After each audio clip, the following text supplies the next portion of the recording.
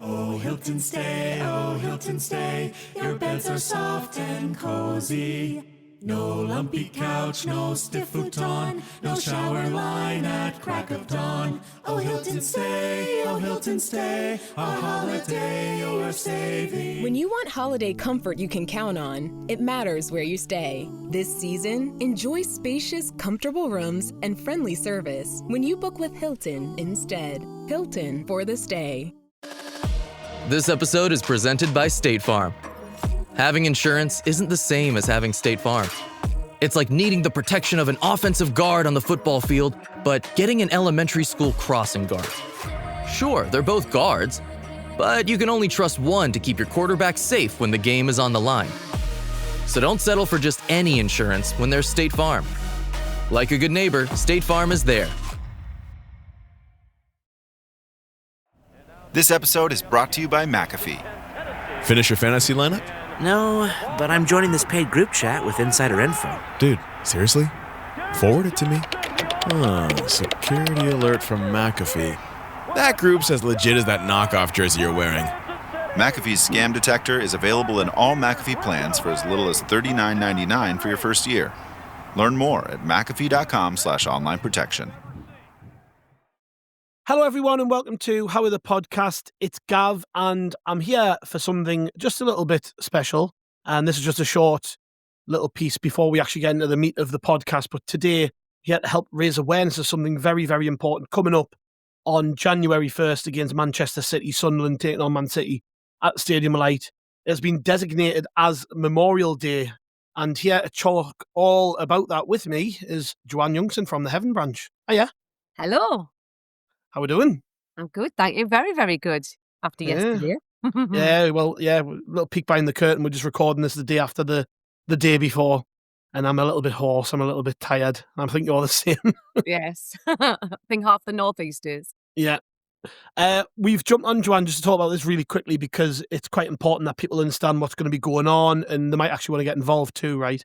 Coming up on 1st of Jan is the designated Memorial Day game for Sunderland. Can you just tell everyone a little bit about what it is and why we're doing it? Yeah, so obviously I think everybody will know the club do one. We have a dedicated match to the fans that have passed away in the last 12 months every year anyway.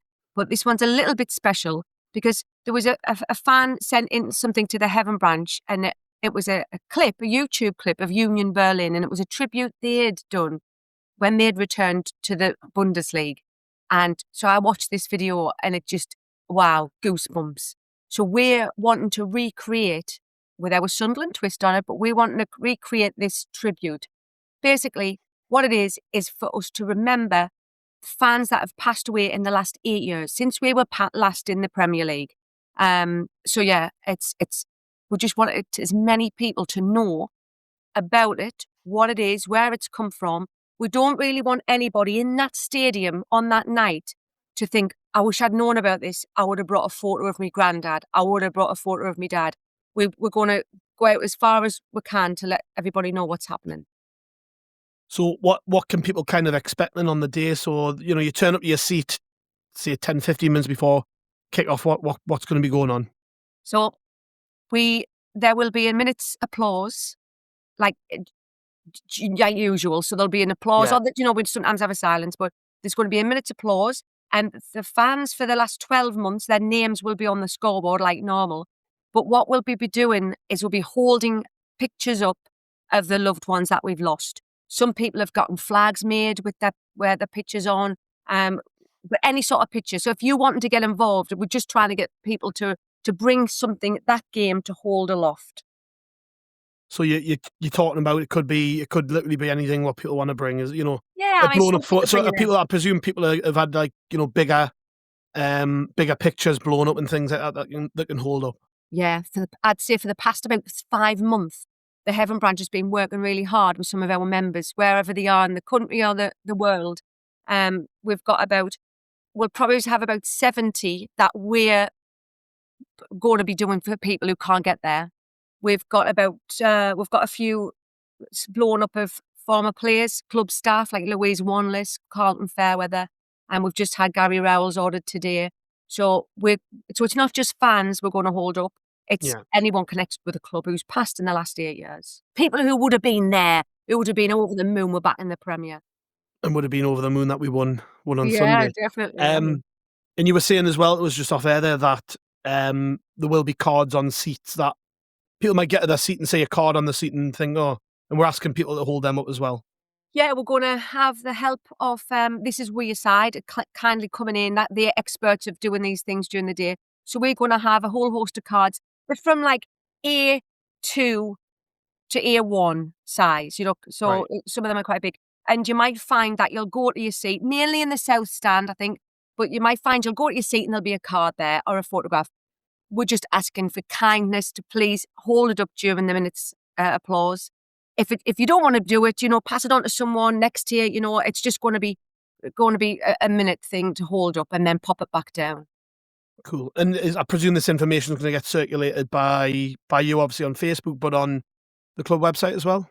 Yeah, I mean, as I say, we've been pulling it together within our little community in the Heaven branch for the last few months, waiting for the club to give us the actual sign-off and the support around it.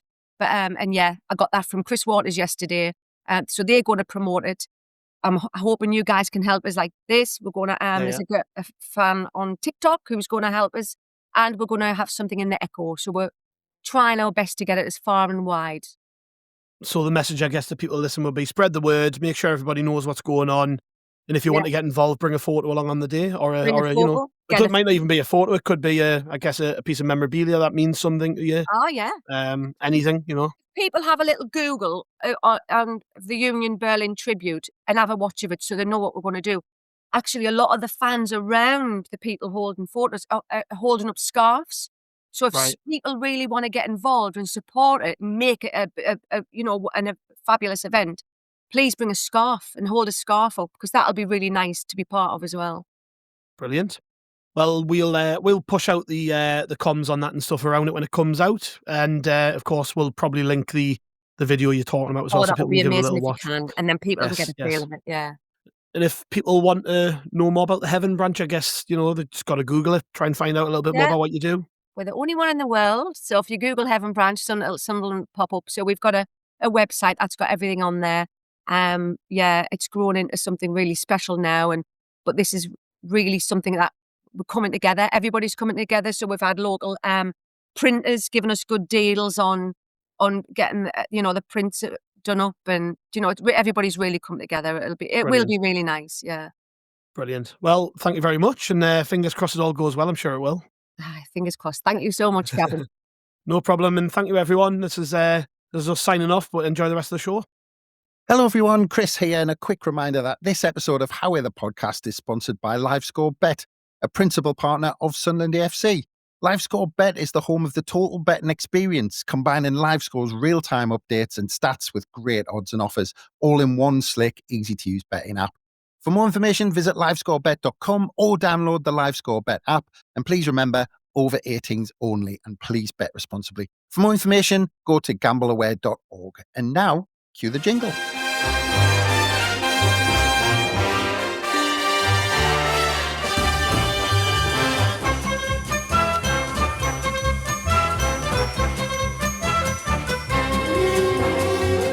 Hello everyone, I'm Chris Wynn and welcome to How Are the Podcast, sponsored by LiveScore Bet. And it's now a couple of days after beating that lot up the road, which not only leaves us 10 unbeaten against them in the league in a run stretching back around 15 years, but it also sees us sitting 8th place in the Premier League table, which for today's purposes, I'm going to refer to as joint 5th. In the aftermath of our 1-0 win, in case I didn't mention the scoreline, which came via an own goal from their star striker, who was signed for roughly the same amount as Siddiqui, Roofs, Alderete, Michele and Xhaka combined, Eddie Howe has asked Newcastle fans not to get consumed by the result. But today, we decided to do a Q&A purely as a vehicle to talk about it a little bit more. So to help me answer a few of your questions, I have a couple of people to help me. And first up, we have the artist formerly known as Bomber. Hello, mate.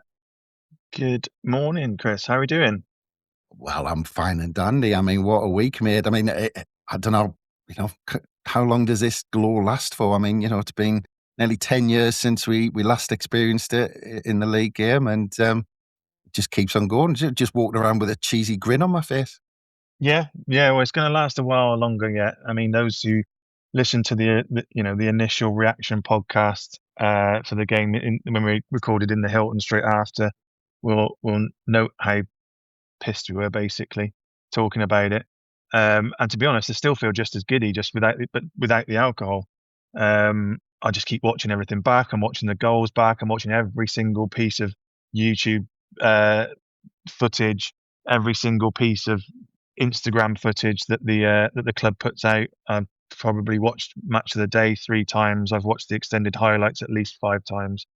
The behind the scenes is really good as well that the club put out. There's like a 17-minute video, so I've watched that at least, I don't know, 6 or 7 times. So yeah, can't get enough of it. Feed me more. Feed me more. Well, that's it. So listening to that pod, Bomber, I'm not sure a pod or one of our podcasts certainly, has ever been less coherent, but ever made more sense at the same time. I mean, can you actually remember doing it? Yeah, I wasn't that bad. I still had to get You home. sounded it. I know, but I still had a 4.5 hour journey to get back home at the end of it. So I managed to, at that point, stop, leave myself a good kind of like 5 hours or so, and then make my way back. But yeah, it's a weird one, isn't it? Because there were 6 of us sat round a bench outside in the courtyard in the Hilton, and we're all having our own little conversations, all trying to get around Gav's phone. But I think it perfectly captures kind of just the feeling and the atmosphere. Even if you don't listen to the words, just listening to everybody's excitement and talking over each other and just slating the mags and saying how awesome it was. Yeah, it was 25 minutes of chaos, but I think it perfectly encapsulates how everyone was feeling. Yeah, that's it. Brilliant stuff. And I was trying to gather around the phone just to get a word in edgeways past Gav as well, because he liked to, he wanted to tell people how he was feeling, didn't he? And I think he did pretty much. But anyway, yeah, it was brilliant to listen to. But next up, we have someone who you would have also heard talking about the game with our Martin and Scott Wilson to run through the action in detail, which is, of course, the soothing tones of Andrew Smithson. Hello, Andrew. Hello. Yes, let's get consumed. I know Eddie Howe doesn't want that lot to get consumed. That pod afterwards, I mean, I think I got drunk just listening to the lads. There were that a few of them had done well with the amount they knocked back. Is for how far does this glow last, Chris? I think it lasts for as long as the visitors try and claim it doesn't matter, because I was happy with the win. I was over the moon. I'd be more than happy to move on if it wasn't for the fact that the reaction has just been hilarious. You know, for a game that they supposedly didn't care about, they haven't half gone on like bands. You know, it's always the same with them. They've got no sense of humour. They can't laugh at themselves. They seem to always make big claims ahead of games, and then they never learn. They never learn to just keep shut. And then afterwards, it's whinging and it's excuses, and they're just such a bunch of awful losers. They're so fragile.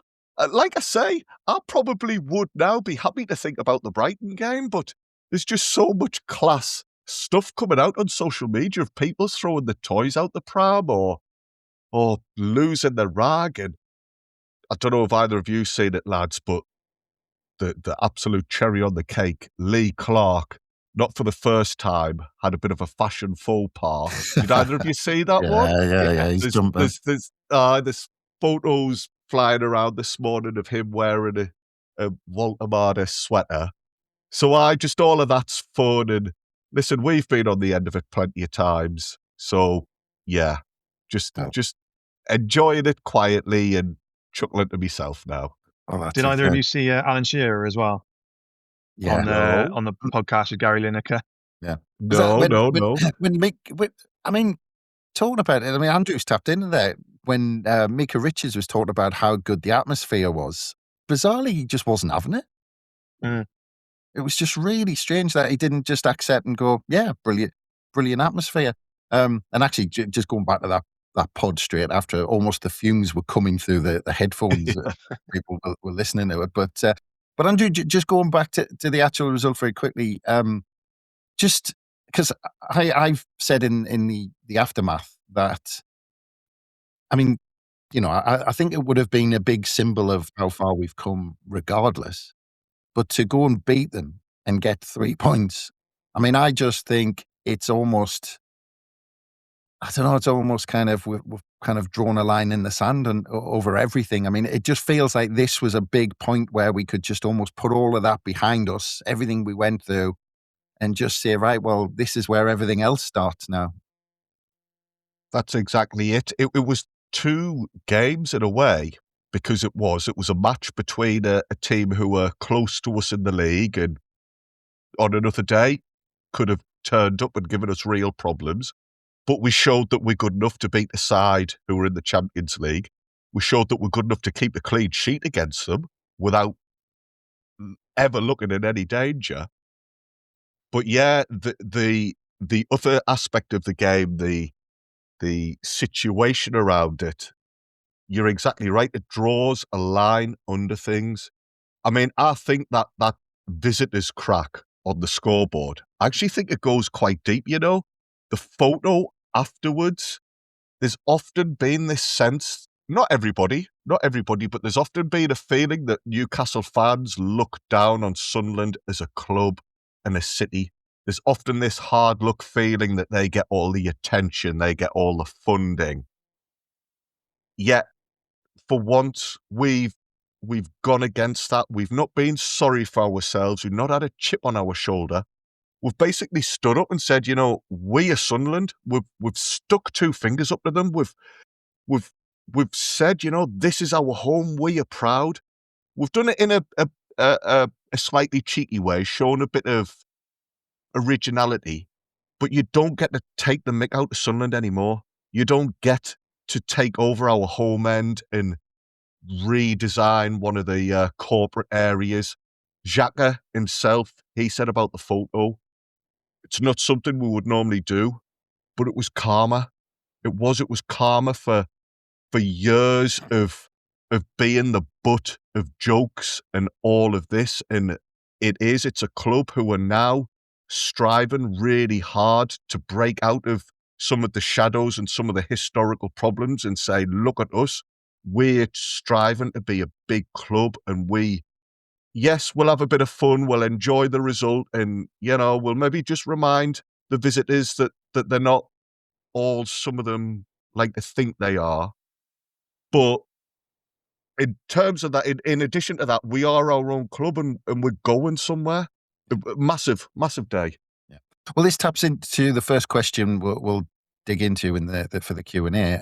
It's from Gaz Fisher at Gaz J Fisher on X, and I'll put it to you, Bomber, because it links into what Andrew's just been talking about there. Because he asks, did the club's effort against Newcastle across the day make up for the Black Cats debacle, which obviously goes back to the FA Cup tie and did for the visiting fans that day and everything around that. So his question was, did the club's effort make up for that? I think it's made up for it and more. I mean, I'll be honest, it probably was, people got hung up on it a lot more than I did. I've almost kind of forgot that it ever happened. And I think the club learned a few lessons there. And obviously the relevant people were punished, so to speak, I guess, accordingly. But yeah, there were definitely some lessons learned, and for how awful that cup experience was in terms of us basically rolling over and having our bellies tickled by Newcastle. We've gone in the complete opposite direction and gone above and beyond what I would have expected any response to be. Like we've not mentioned about the tifo at the start as well. The big black cat pouncing on the magpie. Just everything, and it's all those little things, like you said, the scoreboard saying visitors and not having the Newcastle badge on it, and all these little the photo afterwards, all these little things. They seem to an outsider who doesn't know the history and doesn't know what went on before. It probably seems quite petty, and to some neutrals or to some people outside of the bubble of the Northeast, probably look at it and go, "Oh, that's a bit shit." But in context, it's absolutely freaking brilliant. And every single Sunderland fan or anybody who knows the history and the context behind that will have a wry smile on their face and just nod and go, yeah, the club's done an absolute wonder there. So for me personally, I'd forgotten about the cup stuff. It didn't stay in my mind past the actual cup game and probably the week after.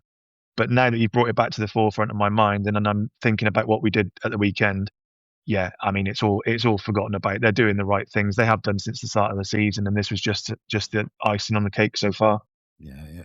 Completely agree that, I think the club had more than made up for that in the meantime. But Andrew, I mean, it was very specific that, they're talking about the question of, the Black Cats debacle, because last time we rolled out the red carpet for them, we made provisions for them. We tried to make them feel at home. And this time, what we did, and you mentioned a couple of the, what you could call petty things or shithousery things or whatever tag you want to put to it. But universally across the football world, even some of the big names who were analysing it, I'm not just talking comments by randoms on social media, like all the analysis seems to be that those things are fantastic things to do because that's what drives rivalries. And I think people from other clubs who have got rivalries, of course there's derbies all over the country, but a lot of them go, I wish our club would do something like that.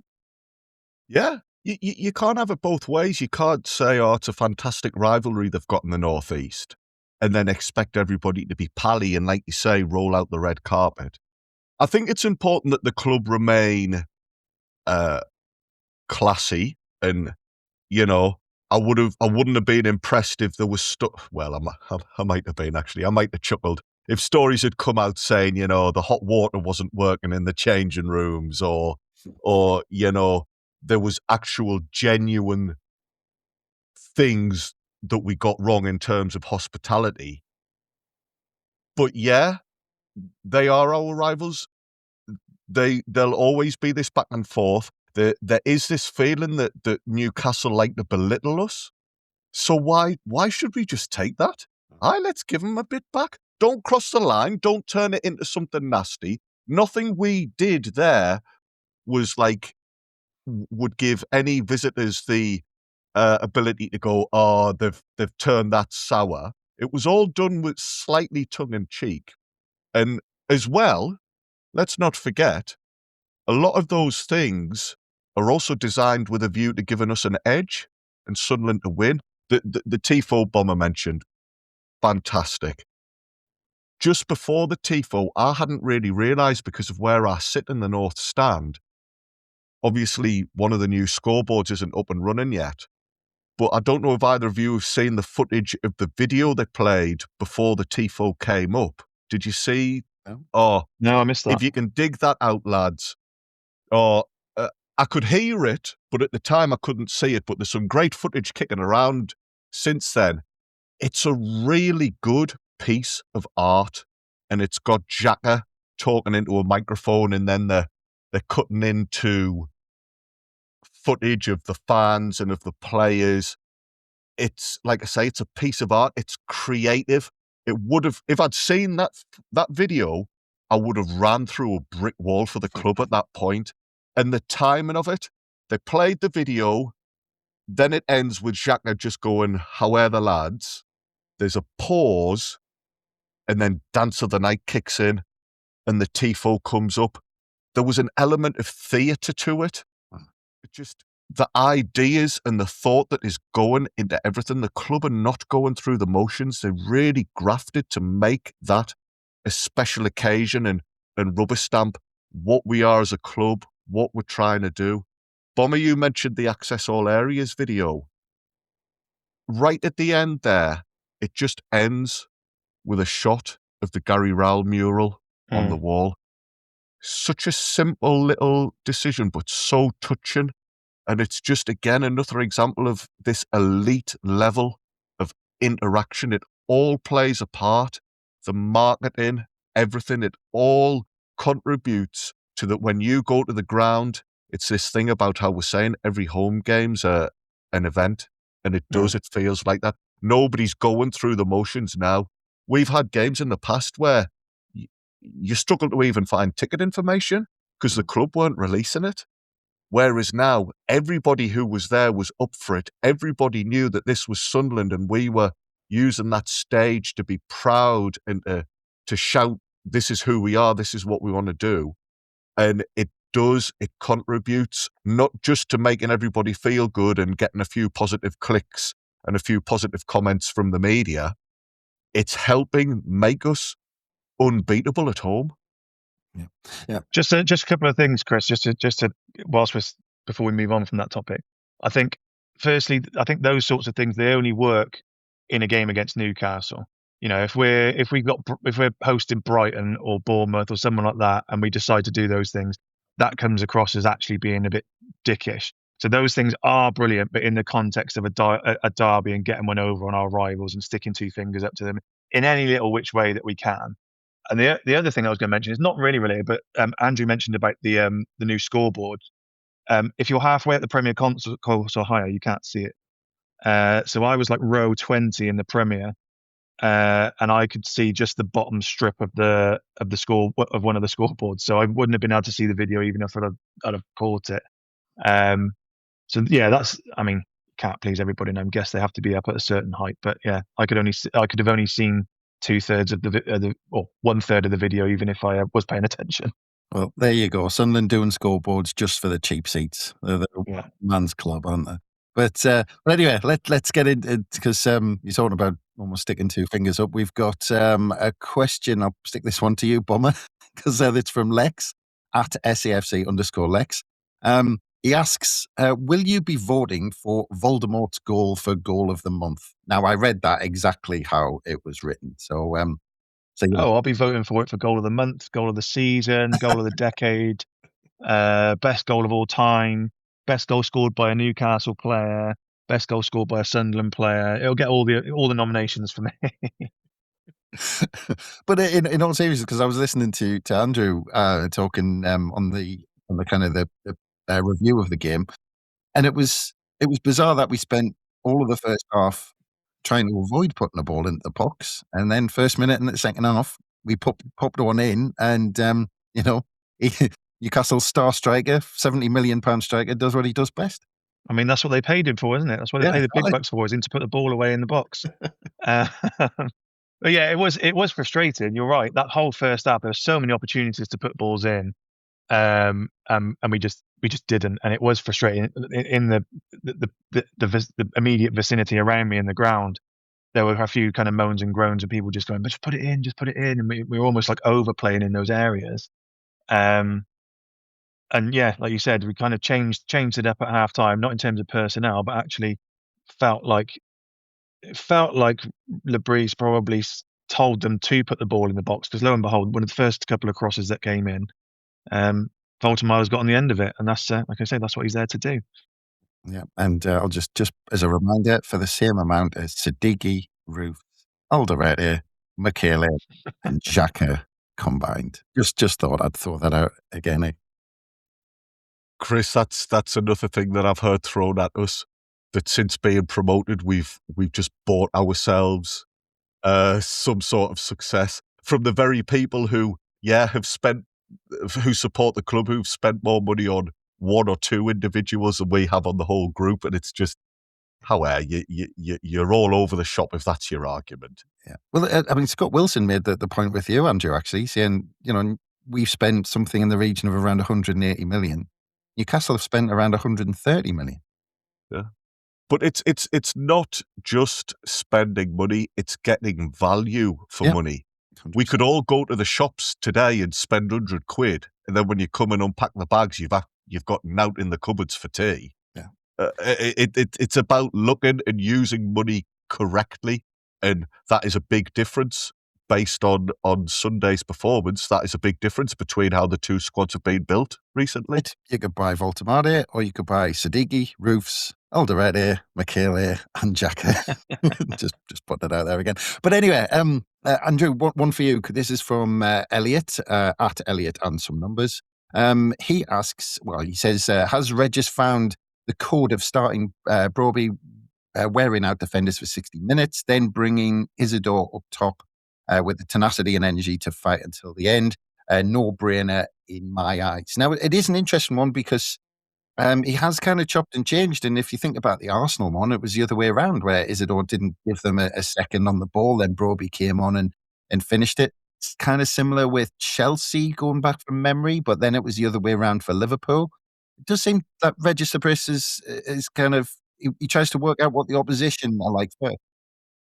Yes, there'll always be a a different set of thinking depending on who we're playing and what we're trying to do. I also think the longer Broby is in the area and getting his fitness, we're all led to believe that last season he didn't play as much as he wanted and his focus wasn't fully on football. So there's a lot of things happening for him. But the longer he's here, the more minutes he can play, the stronger a case he's making for himself. I can't even remember which pod it was now. I've listened to so much stuff recently about Sunderland. Somebody made the point that starting Isidore against Newcastle might have been good because he would have stretched them, and that might have worked against Newcastle because of his pace. And it wasn't something I'd thought of previously, but it made a lot of sense. I still did feel Broby was the right person. And in all of the other hullabaloo that's gone on around the game, it's almost been forgotten that he was fantastic. He was able to shield the ball. He was fighting off people who were taller than him, and yet he was matching them physically. His strength is unbelievable, but he's also now getting that sharpness. He was getting kicked up a height time and time again, and I know he got booked for waving an imaginary card. But however, man, it's a derby. He's getting kicked all over the pitch. You cannot tell me some of the fouls on him weren't worthy of a yellow prior to him losing his rag. But that's by the by. His job there was to rough Newcastle up, and he did it brilliantly. But Dan Burn didn't want to know. There was a fairly early on. Dan Burn had about 10 yards of him in the corner, kind of by the northeast corner of the pitch. Broby's managed to beat him to the ball and muscle him, and I think he won us a corner or a throw-in. It's fantastic hustling. Brilliant. Yeah, he was. And just kind of on that point, Bomber, because Joe Braun asks as well, he said, did Broby say something about the ref's mum? He wasn't ever going to give a foul. But I think it was one of them where actually Broby gave as good as he got. It wasn't, I don't think it was one of them where you can argue, we've seen strikers over the past who just take a battering from defenders constantly during the game. And I think it was just, I think one of the things that Regis Sabris thought was, although Isidore could stretch them, you stick Brian Broby up against Dan Burn, who's a big, strong centre-half. And if those balls go up, you want it to stick, don't you? Mm-hmm. Yeah, absolutely. And just to tag on to that the last point Andrew was making is that, and yourself, Labrise is very much a horses for courses manager. It's not, this player's playing well, so I'm going to keep him in the team until he's not playing very well anymore. I think he thought, and I think we all thought, that Newcastle were going to come and were going to be a lot more physical than they ended up being, in terms of not in terms of fouling and everything else, but just in terms of that physical presence and the want to fight and battle for the ball, which wasn't there. And with that in mind, Brian Broby was the exact choice that should have happened. Like you said, we love Isidore. Everybody loves Isidore, but the man falls over with a breath of wind half the time. And it does win us free kicks in good places. And it's just one of the things that in a whole list of attributes that he's got. And like I said, we love Isidore. It's not a slight on him at all.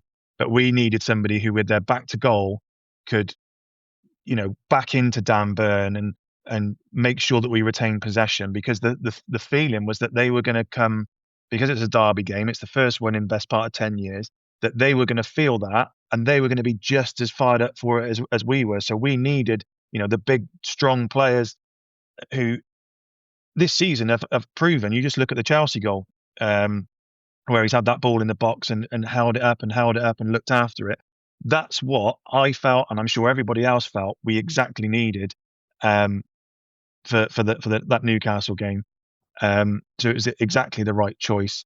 I don't know if it's necessarily going to mean that he has a long stint in the team now, because I do think that if it's felt that Isidore's attributes is needed for the Brighton game, he'll be starting and Broby will be back on the bench. And I've just wanged on and completely forgot what the original question was, Chris. I might have answered it, actually. I think I've answered it. I think it was something about the Broby saying something about the ref's mum not getting anything off him. Oh, not getting anything. Yeah. Well, I mean, I thought the booking was quite harsh, given the circumstances, given the context of the game, etc. No, I'm gonna kind of go on the other side of that. That he knows, he knows he's going to get bashed about, and he knows the rules. He knows he shouldn't do it. And in a derby, you could say it's stupid from the referee to give a yellow card. I'd actually probably say it's stupid for Broby to do that. Then I mean, know what the punishment is for that. It depends which side of the fence you sit on, Chris. I know exactly what you're saying. I just think in context of the game, if it wasn't Newcastle Sunderland and it was Newcastle Bournemouth, I'd be going, oh, what are you doing that for? And probably be like, yeah, okay. I mean, by the letter of the law, it's unsporting behaviour, and okay, yeah, it's a yellow card. I did feel that he was getting kind of kicked about, and he tried to give as good as he got, but he got fouled a lot more than what he was giving away in terms of fouls the other way. Every long throw in or every corner or set piece, like he was having the back of his shirt ripped off of him, and people were just trying to go through the back of him, and because he is strong and he can stand there and he can hold his ground, it didn't probably look like it was as bad as it was, because he was pretty much just taking it. Whereas, like I said, if that was Isidore, he's falling flat on his face the moment that he gets touched. Yeah. I will actually feel that Broby's so strong that every time he does go to ground, he sends himself to the ground. I don't think there's any players who actually manage to push him over. But anyway, I think that's a good place to stop for a quick break. So we'll be back very soon.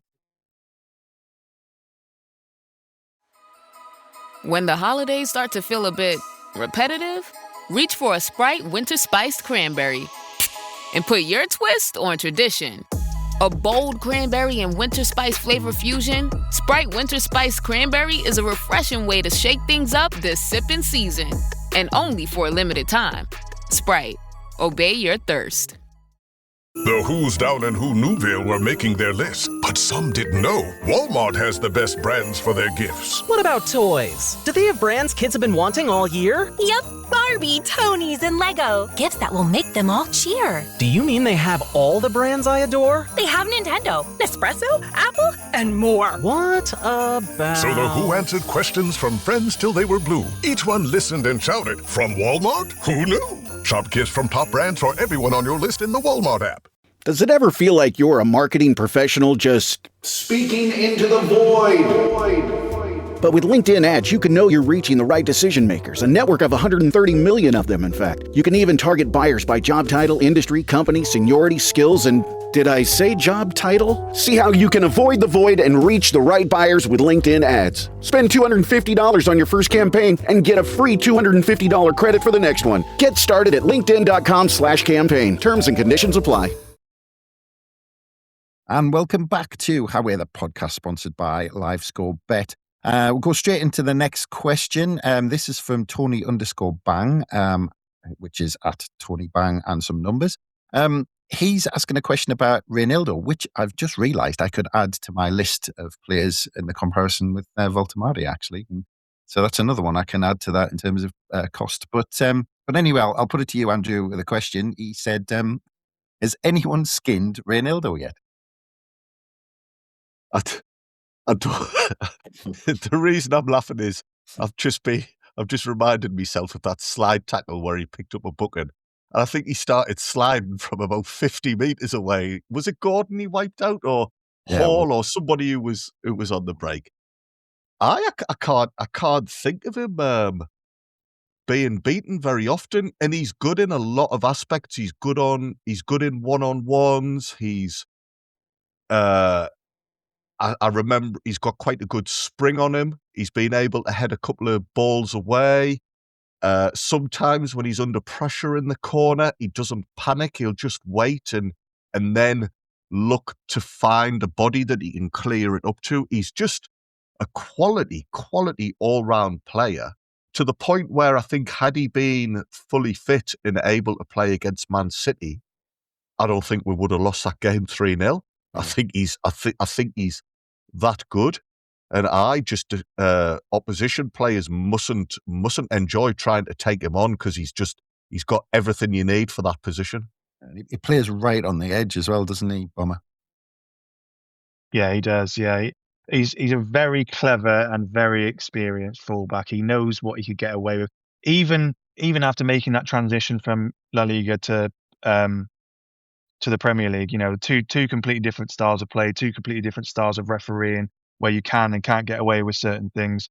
And he's just adapted to it perfectly. And like I say, arguably the red card that he picked up was a bit petulant and probably a bit stupid, but by and large, 99% of the time when he's on the field, he knows exactly what to do, what he can and can't get away with. And I think that's perfectly summed up with the booking that he took at the weekend, because Gordon was, I'm pretty sure it was Gordon. I think you're right, Andrew. Yeah. He was away. If he'd got past that tackle, that slide challenge or skip past, he was away and probably getting a shot away, because no one else was getting anywhere near him before we got to the box. And he knew, Renildo knew that he needed to make that tackle or make that foul, you know, by and large, but not have it as reckless enough and dangerous enough to warrant having a red card, but also not doing it where he did it on the halfway line or just inside our half, so it's not deemed to be something that can be reviewed by VAR and potentially be, you know, denying a goal scoring opportunity or anything like that. So again, very, very clever and a perfect example of taking one for the team. Yeah, to be fair, I think with the way Gordon was playing, I think he would have ran in a straight line and out for a goal kick. But he did do that twice in the first half. Just ran it straight out. Yeah. I mean, he had a chance to put it anywhere. Anyway, let's skip past that. But next one, Andrew, from David Elliott at David Sunscales. He says, there are so many great things going on right now, but do you lads feel Labrisse's humility and Xhaka's and everyone else's understanding of what a privilege it is to represent Sunderland are not given enough credit? Their actions and attitudes are so rare in the modern game, I feel. Now, it's interesting that he says that not enough credit given. Now, I think in maybe earlier part of the season, we were all lavish and, you know, praise on the players, but maybe it wasn't happening nationally. Now, I think in recent weeks, maybe with the Arsenal game and the Liverpool game, I think, and Chelsea game, I think, unless I didn't mention that. But you know, in recent weeks, I think now we're getting so much praise nationally. And I actually genuinely think pundits who've been covering the Premier League for years are actually pleased we're here and we've breathed a bit of, you know, a breath of fresh air in the Premier League. It's almost what it needed, because the last couple of seasons have been so boring in the Premier League. They have, and I agree with you entirely about that. How the Premier League as a collective are pleased that Sunderland are here I think I've said it before. There were fears that every promoted team, if they just kept going down, the Premier League would lose something in terms of a competitive environment. So people must be chuffed to bits that we're here, but only to a point, because, yeah, we want teams to come in and do well, but not better than us. So, you know, we're probably going to start seeing Sunderland getting criticism very soon from certain quarters.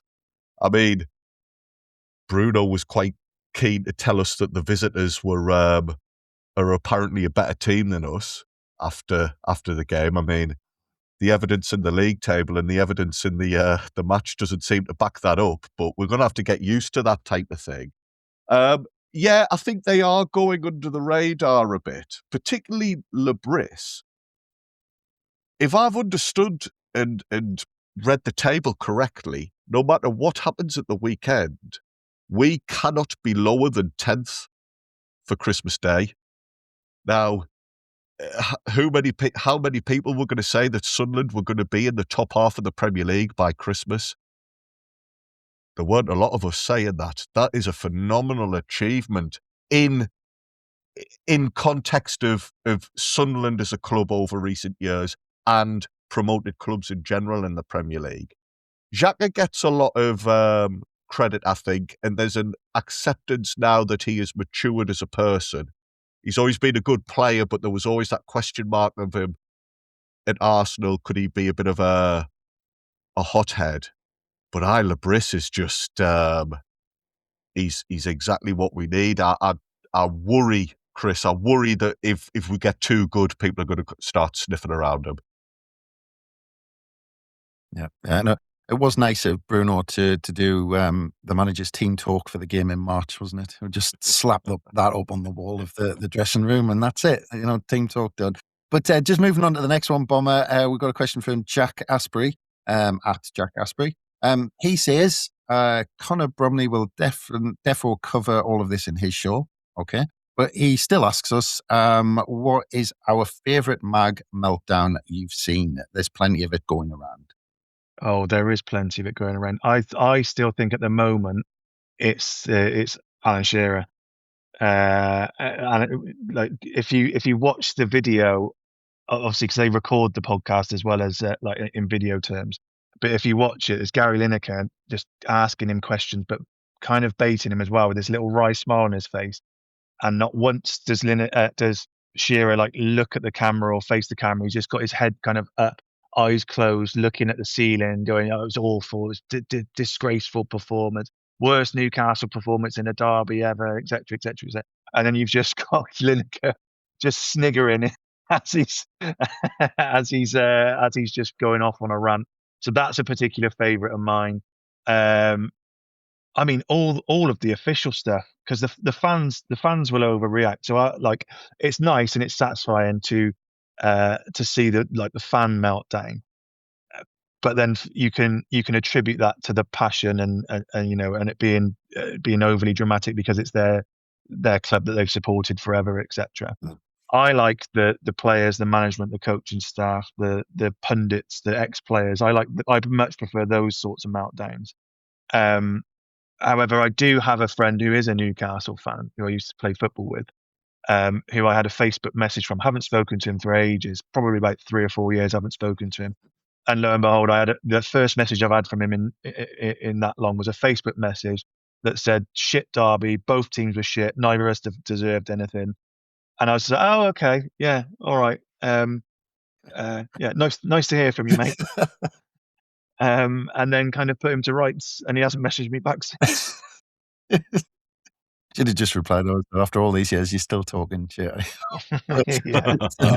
But yeah, the other thing, if somebody sent me, Paddy Power have done a Newcastle meltdown montage with all the messages on social media, which is good. But for me, it's, and I think Andrew mentioned it earlier on, it's the whole collective kind of, pretending of that it doesn't matter and that it means absolutely nothing when, we're Sunderland fans, they're Newcastle fans, and we know on both sides how much it means.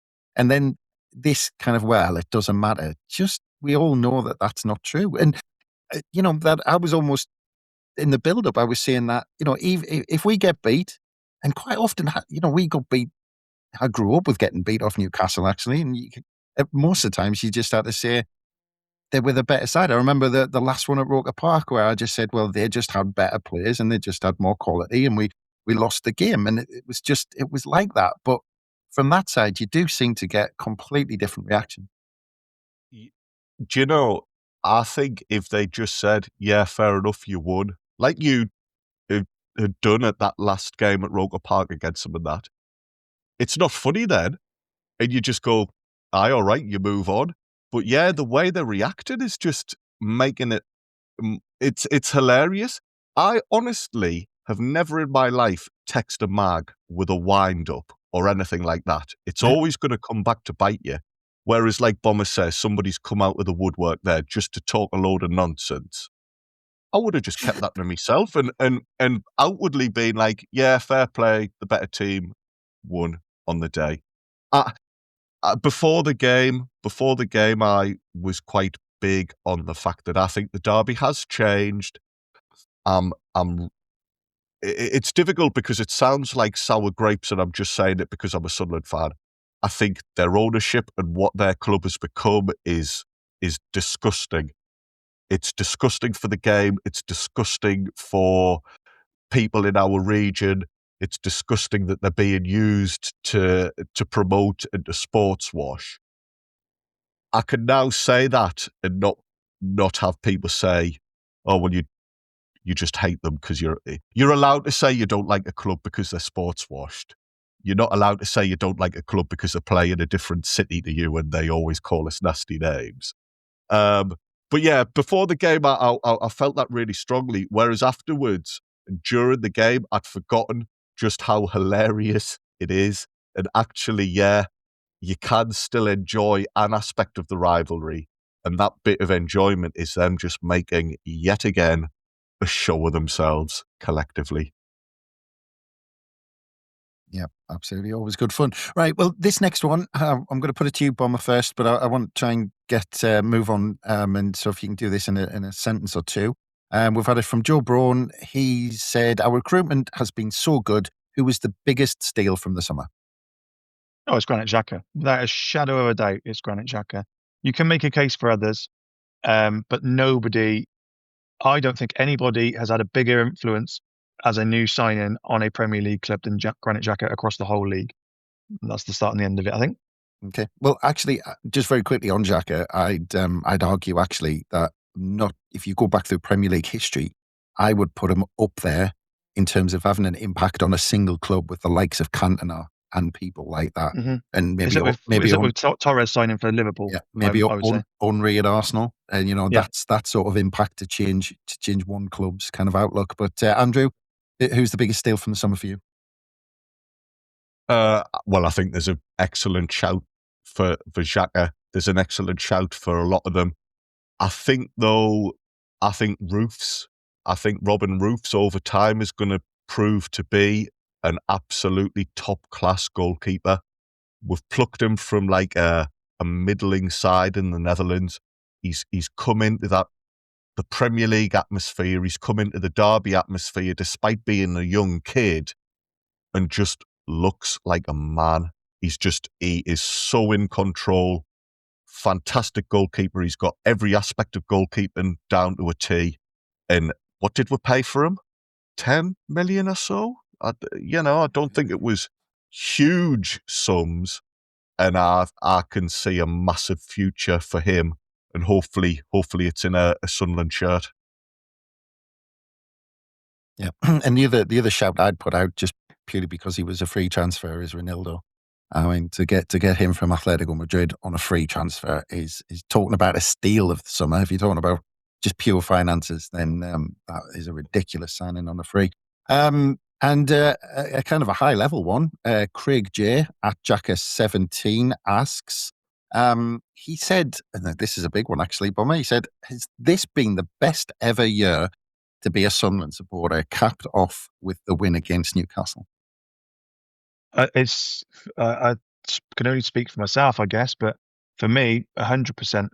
100%. It's the most excited, the most happy, the most content, the most proud I've been of my team, I think, ever since I started supporting them in 98, 99. There have been moments, don't get me wrong, there are individual moments in games or individual results that have surpassed it, I guess. But in terms of my current feelings for this team and how I feel about a season, it far surpasses anything else that I've experienced or that I've felt so far as a Sunderland fan. Yeah. And I say I can only speak for myself on that. And you mentioned 1999.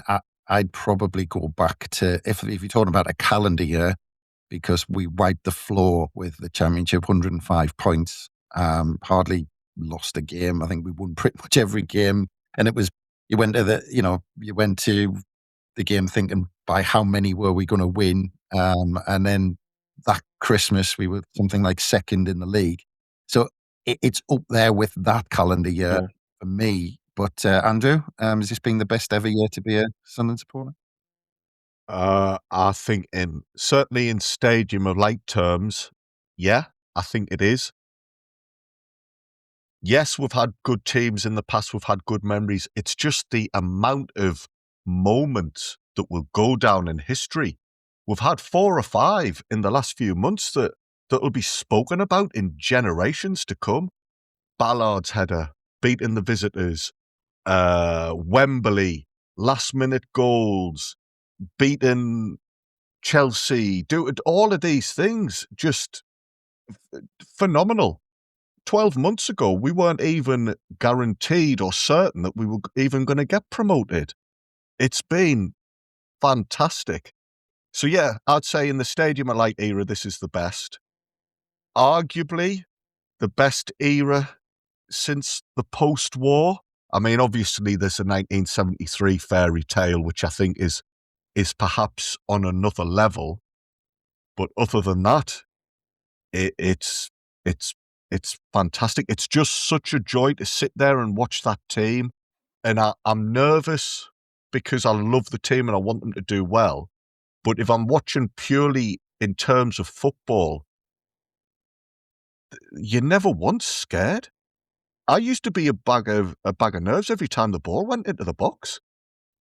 Where's that now, man? We've got a back four and a goalkeeper who are just world class.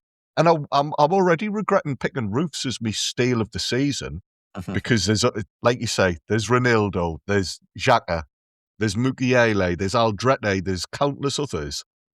Just everywhere you look, we are buying quality players for good prices and we're bringing in good characters who seem to love it here. I can't imagine there's a single Sunderland fan out there who's not loved 2025. Yeah, and I think the biggest thing for me is it just feels sustainable. It feels, Yes. other times it's felt like, we're having a year or two and it's a bit of a flash in the pan and there's always a big question mark over what happens next. I mean, don't get us wrong, we've still got a question mark. Who knows what might happen? But at the same time, this just feels like we're trying to build the next era rather than just deal with a year or two. But moving on, because the next topic, or the big topic that people are sending questions in, is AFCON, which is going to be the main topic and already was almost for kind of pundits and analysts after the game. And on a national level, they all wanted to say, oh, well, they've done well so far, but now we've got AFCON. Let's see what happens. And we've had lots of questions. One from Joel Lewins at Joel Lewins. He says, AFCON means we lose probably two of the most influential players in Ronaldo and Siddiqui. Do you think Hume will move to left back of a five with Michele, Gacharda, Ballard and Alderete, with Adingra or Rig on the right, Mundell on the left, Xhaka and Lafay central? But he says our bench would lack depth, Bomber. Yeah, it probably would, but there is enough depth in there just about. If we can get through the kind of the AFCON era, if we let's call it that, then without picking up any additional major injuries, and we're talking probably 3 games, possibly 4, depending on how nations do. I mean, and you look at the people who are going. Diarra hasn't played for us since September anyway, and although he was absolutely fantastic in that first 6 weeks we had him, we've achieved everything that we've achieved since then without him in there. So there's no reason to suggest that can't continue to happen. Traore and Talby, I think, will be bigger misses than what we assume, because they have been pretty much mainstays of those wings, certainly in recent weeks. So I think they will be a miss. However, we do have cover of sorts on either of those sides. Like you said, you mentioned Rig potentially playing out wide. There are ways in which we can get round that. For me, the biggest miss is going to be Siddiqui. I mean, him alongside Xhaka, I don't think there is a midfield in the Premier League that could outwork them or outrun them. There might be players individually who are better quality, like some of Man City's centre midfielders, for example, might be individually slightly better in quality, but in terms of work rate and desire and just pure engine, those two together, I think, are unparalleled in this league. So to be without one of them, especially in the absence of Diarra as well, because if you think back to the start of the season, that triangle of Diarra, Siddiqui and Xhaka, we were talking about, we couldn't speak highly enough of it.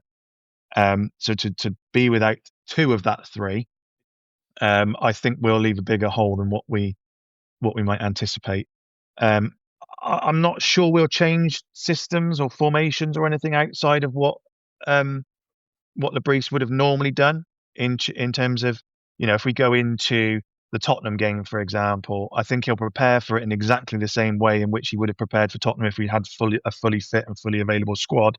it'll just be the personnel. We've got enough round pegs to go into round holes, so I don't think at the minute, like I said, assuming there aren't any major injuries, to start playing people too much out of position or to start having to tinker with formations, etc. But you're right, it would leave the bench perhaps a little bit light.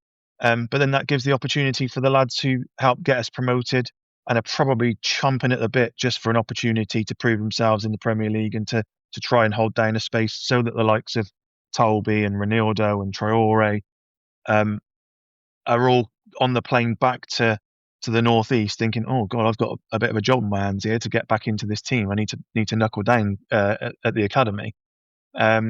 So I think we'll be fine. It's just, for me, it's just that miss of Siddiqui. It's whether we can find a midfield three that can match that work rate that the pairing, at least, of Xhaka and Siddiqui offer us.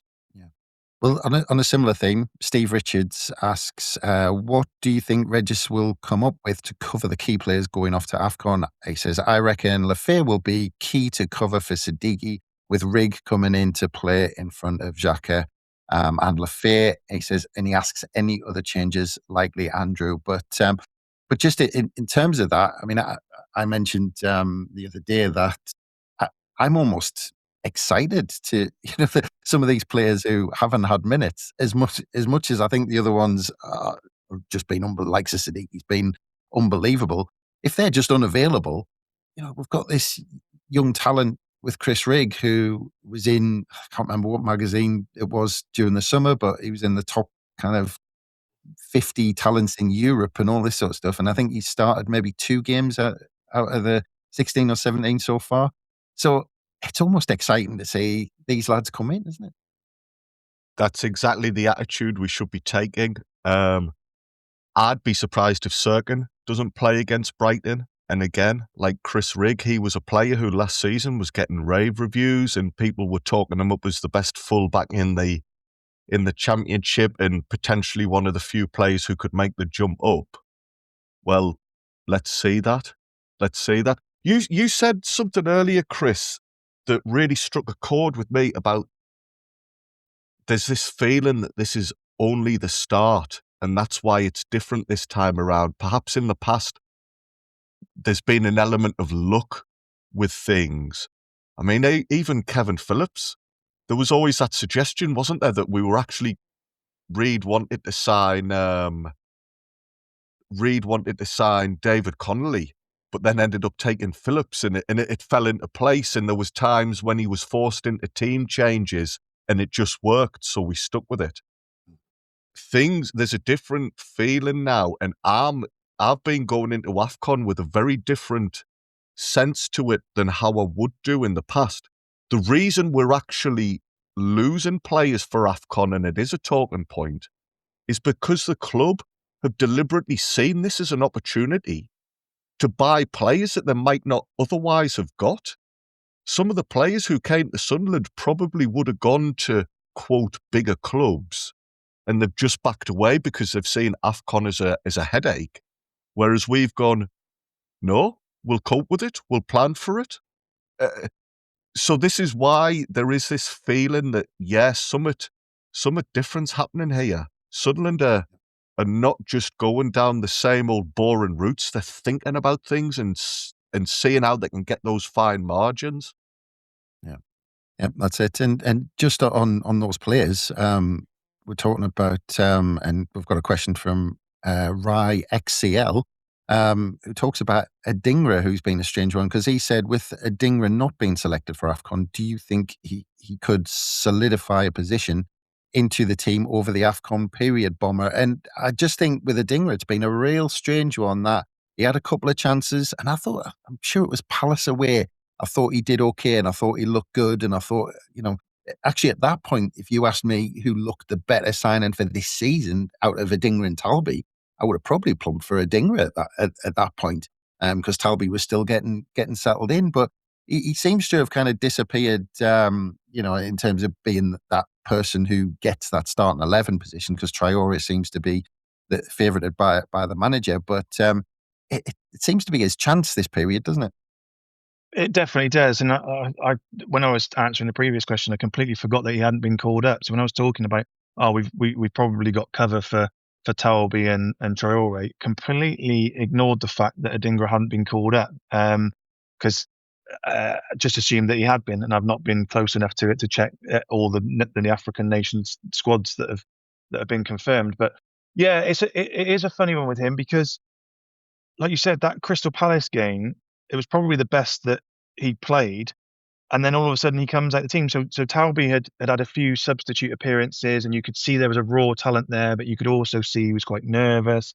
He was, making a few wrong decisions, and a lot of fans, myself included, were kind of like, okay, well, Talby's probably one for 2-3 years time, and Adingra is that first game against West Ham, that's the starting 11 against West Ham opening day. We had 30 Premier League appearances across our whole starting 11, and all 30 was Simon Adingra. So I thought he was brought in to be that person who's not been there and done it, but certainly knows the Premier League, knows what it's about. And I felt that he was going to be a mainstay of the squad throughout the whole season. Now, obviously, it's naive to think that would be the case because you can't account for the emergence and development of players like Talby.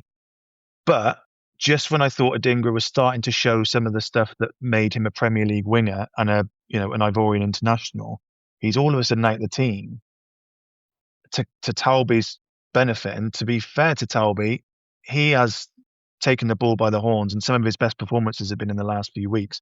Like you look at him in the opening few weeks of the season compared to now, and it looks like two different players. There's a swagger about him. There's a confidence. He'll take a man on, etc. But to come back to the question, it feels like it's kind of now or never for Talby, for Adingra, because he has been, pulled out of that starting 11 and hasn't been given quite so much of a chance in recent weeks because of Talby's performances and because of the preference for Traore on that right hand side. So I think that December and the rest of December and January is going to be huge for him. And he's got the experience and he's good enough to put in the performances to keep himself in the team. It's just up to him whether he can do it. And there'd be no better place to start for Adingra at his former club, Brighton and Hove Albion, at the weekend, with fingers crossed that happens. Moving on to the next one, Andrew, from LD. And we've talked a little bit about Chris Rigg, but he mentions to me, he says, how do the next few weeks look for the likes of Rigg, Sirkin and Neil? With AFCON and suspensions, Jacques is only one yellow card away from being suspended. Surely there will be opportunities for the homegrown lads in midfield and for Sirkin at left back. Now, just on this, Andrew, I'd like to focus on Dan Neil and Sirkin because they're the interesting ones because January's just around the corner and they are out of contract at the end of the season. So what are they doing? Are they trying to prove themselves that they're worthy of staying at the club, or are they putting themselves in the shop window? I think it's a different answer for the two of them. I think Sirkin, as I mentioned earlier, I'd be amazed if he doesn't start these next couple of games now. I think that is his chance to stake a claim to be part of the squad going forward, with the assumption that Masuaku is quietly moved along, and it's then Sirkin and Ronaldo to provide the depth. Bless him, Dan Neil, love him to bits. You have to assume that he is going to be moving on, and if he does play, it'll be... Obviously, he'll give 100% for us. He's a Sunderland lad at heart, but there will be that assumption that if he is getting games, it's to play for a contract elsewhere. The difference between the two is Sirkin has been unavailable for so long, but it's obvious the club are trying to bring him back and build him up gradually.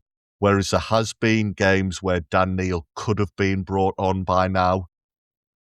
There's been opportunities, there's been situations where you could have justified him coming on and he hasn't been used.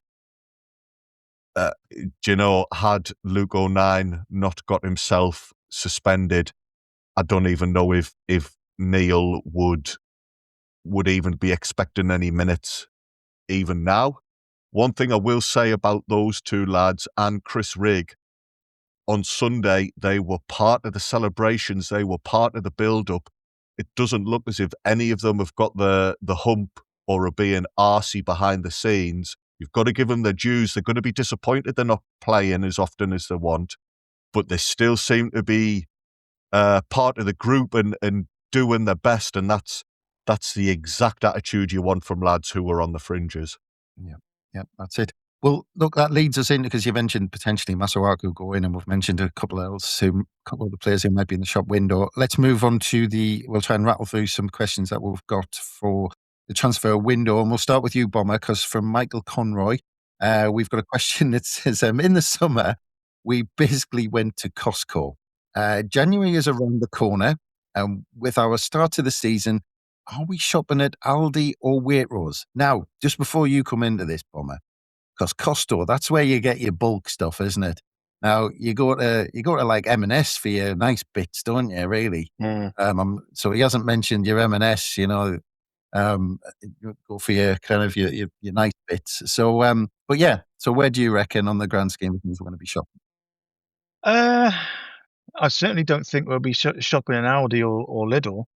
I think I don't think anybody really shops in I'm getting lost in this metaphor now.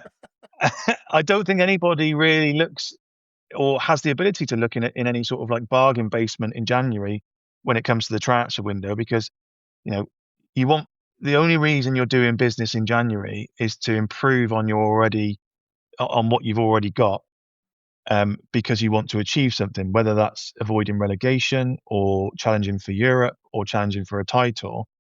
You want something that is going to improve you and make you better. Now, by definition, you're not going to get that on the cheap. However good our business has been in January, we're not going to pull off a Xhaka-esque signing, or in terms of quality or volume in January, because if we try to sign a Granit Xhaka in January, he's going to cost 40 million instead of 15 million or whatever it was that we paid for him. You've also got the added headache that anybody who is any good is going to be playing for a good team, who are probably also going to be doing quite well and be quite resentful to lose one of their good players for the second half of the season. So I think January, we might have one surprise. It might be, there's big talk of Guendouzi. If we can get him on loan for the second half of the season with an option to buy or an obligation to buy, I think that would be very, very smart business. Although where he would play, or whether he would play and who he would play for, might be another question. I honestly don't know what we might do in January, or what we need, because at the moment everything's going so well. It's difficult to see where we can improve on, really. I mean, maybe a striker who can contribute a little bit more in terms of goals, but then we're scoring enough goals to get us through games, so it's not that big an issue at the minute. But then again, if you want to bring in a striker that's going to start ahead of Broby and Isidore, they're going to have to be very, very good. So you're talking, 55, 60 million for a striker that you're not necessarily going to play. I really don't know how to answer that one, Chris, for January, because as I sit here now, I don't think we really need that much. Yeah. Well, I mean, just on the theme, Andrew, because it's coming from Cortez at Cortez_22. He says, should SAFC consider a loan to maybe buy Kobbie Mainoo? I've seen United fans love him and don't know why he isn't playing. But I'd put it straight out there to you, Andrew, that I think we purposely avoid the English market because it's so inflated with prices. Yeah, it's not an area that we look to do business in unless we think we found a bit of an unknown name who's ready to step on, whereas Kobbie Mainoo fits a different profile, I think. That's an odd one. That's not a name I've heard us linked with, but I wouldn't rule anything out with Sunderland, because, I mean, they pulled a bit of a rabbit out of the hat last year with Enzo Lefebvre, so you don't know what they'll do. If I was pushed, though, Mainoo doesn't really, I can't see quite fitting for us. But hey, again, I've said this before. We're not. Go on, Bomber. Sorry. I was going to say the only thing that I would say is the reason he's outwardly looking for a move away from Man United is because he's not playing. And I'll be honest, I quite like Kobe Mainoo. He did very, very well for us for England in the Euros. But is he going to get any more game time for us than he would at Man United at the minute? Because I'm certainly not taking him out for Siddiqui or Xhaka. Possibly not, but that was the point I was about to make.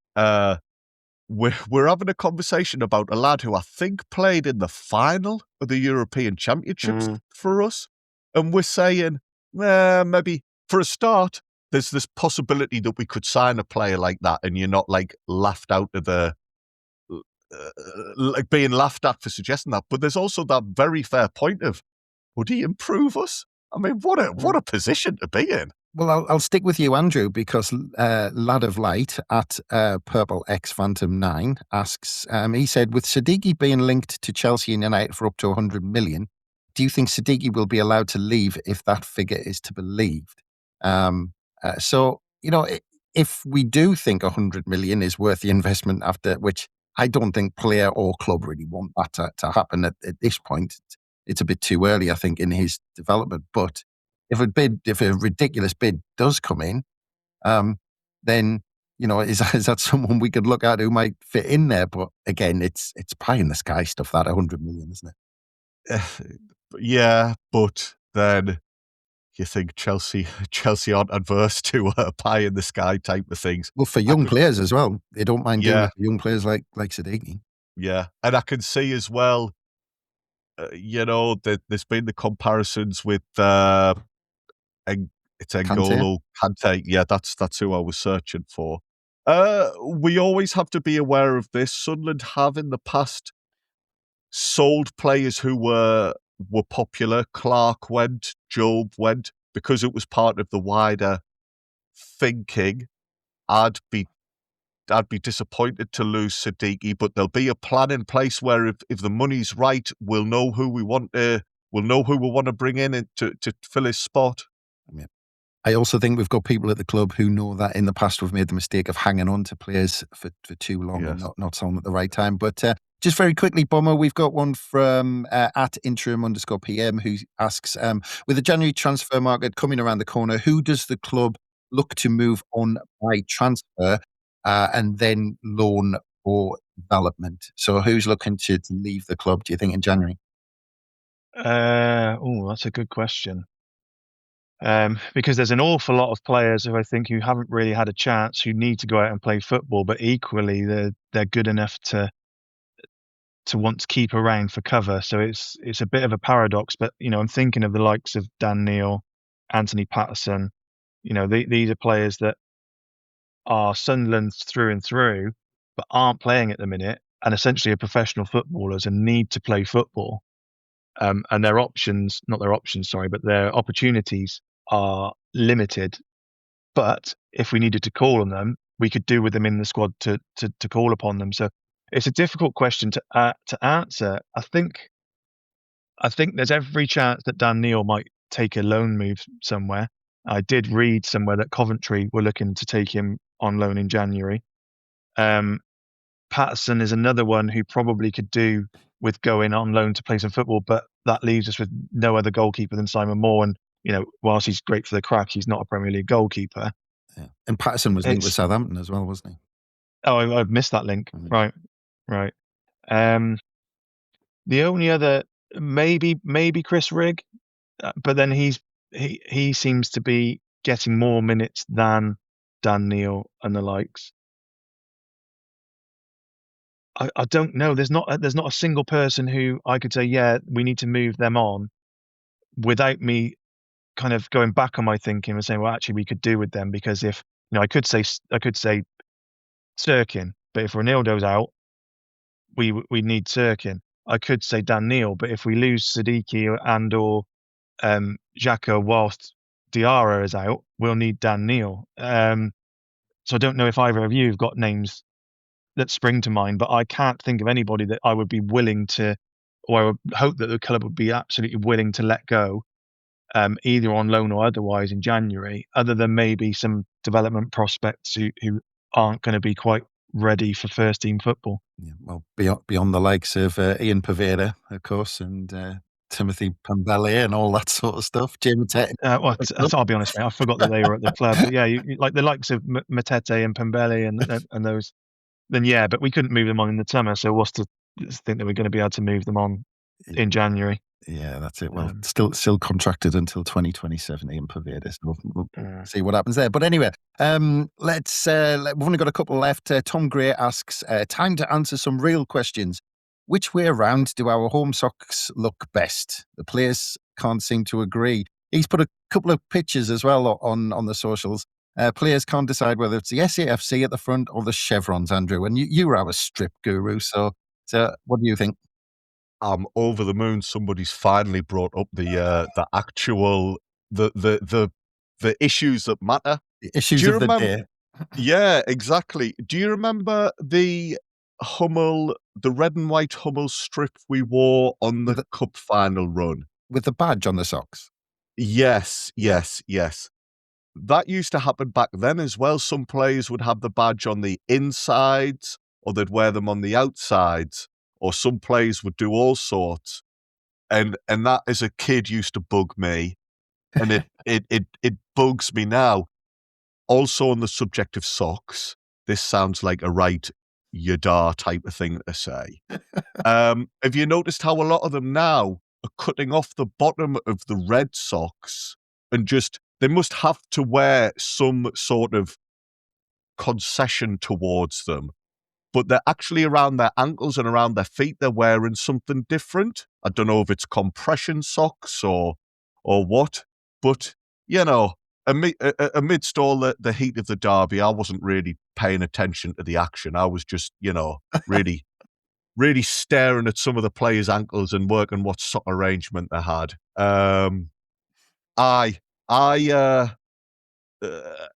They can do what they want for the time being, but if results start dropping, I'm in full agreement. We need to get to the bottom of this and get this one sorted, because it could be a problem further down the line. Genuinely, knowing you as I do, Andrew, I do think it was 60-40 split between you watching the action and watching which socks were. But yeah, let's move on to the very last one we've got. Roca Rodeo at Sundancing asks, he says, we all saw December and thought it would be a very tough period for picking up points. 4 points out of 9 so far, with Brighton and Leeds to come. When do we all start getting carried away, man? I'll stick that one to you, Bomber. Are they suggesting that we're not already getting carried away? We just beat the Mags 1-0 after playing the first game in 10 years. You weren't drunk enough on Saturday night on the pod, clearly. No. I mean, they're right, though. So we were approaching, well, even when the fixtures came out, we were looking at December and all took a sharp intake of breath and was like, oh, goodness me, Liverpool, Man City, Newcastle, Brighton, Man City, Tottenham. I know Man City and Tottenham are January, but that period at least, we were looking at it and saying, oh, Brighton away, I'm not sure, probably get something at Leeds at home. So if we can scrounge a couple of other draws in and amongst that would be great. I mean, I'm looking at it now, and there's not a single game that I look at, regardless of whether it's the ones that are to come in over the Christmas and New Year period or throughout the end of the season, that I'm looking at and going, oh, do you know what? I don't really fancy that now. Man City on New Year's Day, I know they were class a couple of weeks ago, and rightfully, saw us off, but that could have been different, and I think it will be different taking them to the Stadium of Light. Whilst it's only 2 weeks, it's going to be 2 weeks on, 2.5 weeks on from the weekend's game, and I think as long as things don't go tits up against Leeds the week before or a few days before, I think the atmosphere will be just as good as the derby. I don't look at any of these fixtures now and think, oh, I don't fancy that. I pretty much fancy us to get something out of every game we go into, and I cannot tell you the last time I had that opinion of a Sunderland team. But yeah, I mean, we've picked up 4 points, like you say, in December, and I think we were probably thinking that we'd be lucky if we got 4 points throughout the whole of December. So anything else is a bonus now. I mean, the Man City game, like I said, at home could be anything, but even the most realistic or most optimistic fan will probably say, that could be our undefeated record at the stadium are like gone. And if Man City play how they did a couple of weeks ago, we'd probably just go, yeah, fair enough. I'd expect us to get something from Leeds. Tottenham could be absolutely anything. I think we probably looked at that game with a little bit more trepidation at the start of the season than we do now. And same with Brentford. So, there's between now and the 4th of January, there's 4 games. I think 5-6 points out of that would be a very good return, and which would be a 10-point return for the whole of December and the New Year's Day. And I think if somebody had said that at the start of the season, looking at those fixtures, they'd have called some sort of mental institution to have you incarcerated or tested. But now it's looking like it could be a reality. So yeah, it's brilliant. Yeah. Well, I'll just very quickly, I'll slightly disagree with you on that Man City game. I'm adamant that we were fantastic for half an hour. And Man City, if they hadn't gotten that daft deflection and taken a long range shot, they only started playing when they were in front, and we. Yeah, I think the point is though, because they did start playing when they needed to, and looked very, very good with it. I still, even at 2-0 down, I thought we were in the game, and maybe that's just the faith that I've got in us at the moment, which isn't a bad thing. But yeah, I'm not quite sure Man City completely wiped the floor as the media like to. Maybe I'm just getting carried away with the Rabona. Well, maybe I'm getting carried away with it with Sunderland side. But Andrew, Bomber's gone through some of these games. Brighton away, Leeds at home, City at home, Spurs away, Brentford away, Palace at home. You're going through them. Even after that, West Ham away. Now they're going to be fighting for their lives probably by the end of January. Then Burnley at home. Scott Parker's going to come up and park the bus if he's still in a job at that point. All these games, they're all tough games. But you talked about it earlier when you said, but this Sunderland team, you go into games now going, well, Palace at home, they're going to come up and they're a good side. Brentford away, they're a really organised side. But then you go, hang on a minute, I've just forgotten that we're good. I'm a bit worried. Bomber's doing it, and Johnny was doing it previously. I think somebody's trying to get me put in some sort of institute because for ages, I'm not trying to sound cocky. I'm just being genuine here. For ages, I've not understood all the concern about December. Pretty much from the first couple of weeks, I got the feeling of we're fine here. We're all right at this level. We're not going to be out of our depth, and December has not had the same fear for me. Excuse me, as it has for some people. And yeah, I'm looking at a lot of these games coming up and thinking we've got a good chance of points. I've always been like that. I've always been ultra confident in Sunderland, but there's genuine reasons for it now. And if that means I need to be locked away because I'm mad, so be it. So be it. I'll take it. If it means we keep winning and we keep doing well, I'll have a couple of quiet days to myself in a facility. I probably need it. I think it anyway. To be fair, I think the penny dropped for me, Andrew, the Arsenal game. That was when I was like, I guess Chelsea and Arsenal in a week or 2 weeks or whatever it was. At that point, after that full-time whistle at Arsenal, I kind of then was like, do you know what? It's not just new team, new season that fizzles out, and once everything becomes kind of normal and not new. At that point, I started believing that we could give anybody a game, and it's really, really started. Like I support them regardless, and support them with my whole heart and soul. But it was at that point that I was like, yeah, no, we genuinely can compete with anybody on our day, and we are a good team. Yeah. And I think that the worries with you, Andrew, comes at when you're staring at the socks instead of the game. I think that's some of that comes down to it. It's a fair point. I'll take that one.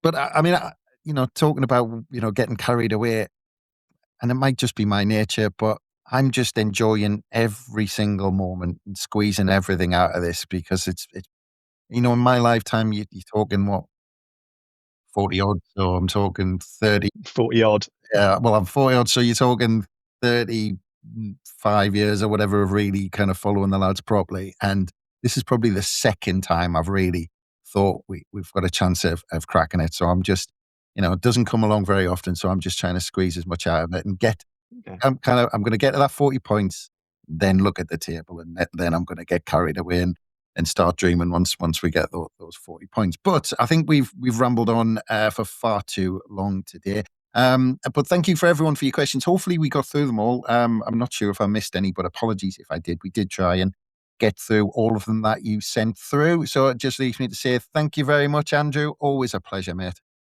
Yes, definitely. Just a lovely time to be talking Sunderland. And if anybody's flagging over the next few days and needs me, pick me up. There is a compilation video going around with some of the slide tackles from Sunday. There's one from Ballard. There's one from Hume.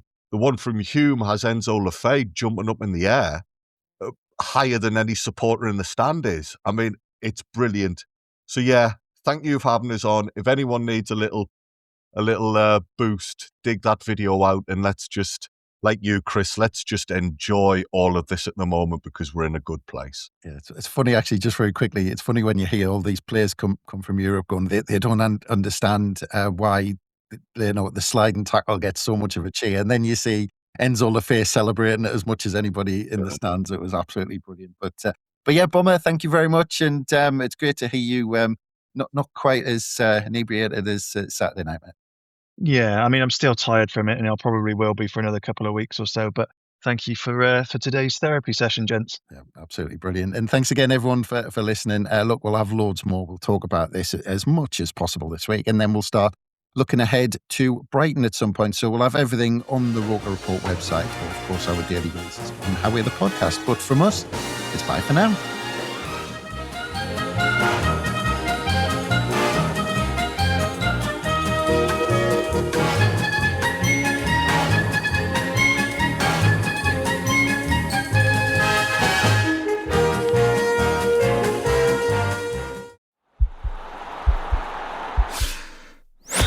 This podcast is part of the Sports Social Podcast Network.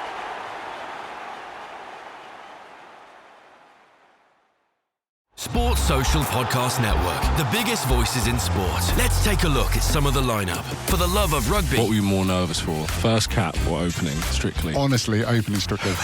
Not the top 20. The decision to sack Wilder and replace him with anyone was a massive risk that the ownership took. Under the cosh. I got a text and he was like, you need to get me in because I bullied your centre-halves and made them look like kids. All on Europe's biggest sport podcast network. Find your next favourite sport podcast. Search Sports Social Podcast Network and listen wherever you get your podcasts. Sports Social Podcast Network. Verified comparison at content.sport-social.co.uk/comparison.